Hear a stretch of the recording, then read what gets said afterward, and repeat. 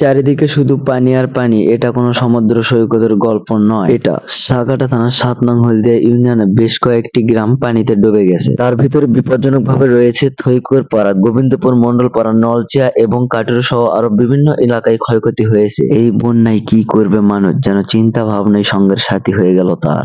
এই তো একদিন আগের কথা, রাস্তায় ছিল না পানি, যে কারণে বাড়িতে এই ভ্যান গাড়িটি রেখেছিল। তারা সবাই জানতো যে কখনো রাস্তায় পানি উঠবে না, হয়তোবা বন্যা এখান থেকেই শেষ হবে। এই আশায় তাদের ভ্যান গাড়িটি বাড়িতে এনেছিল।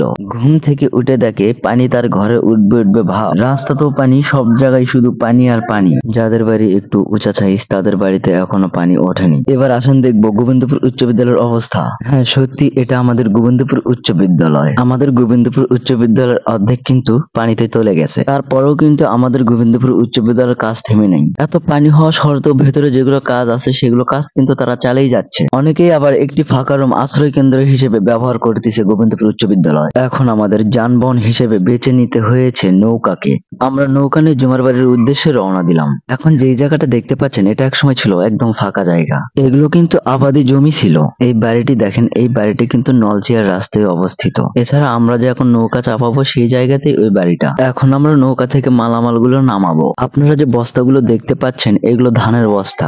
এছাড়া কিন্তু এখানে দুইটা অটো ভ্যানও আছে। বাড়িতে পানি ওঠার ফলে মানুষ কিন্তু তার গরু ছাগল নিয়ে অন্য জায়গায় যাচ্ছে।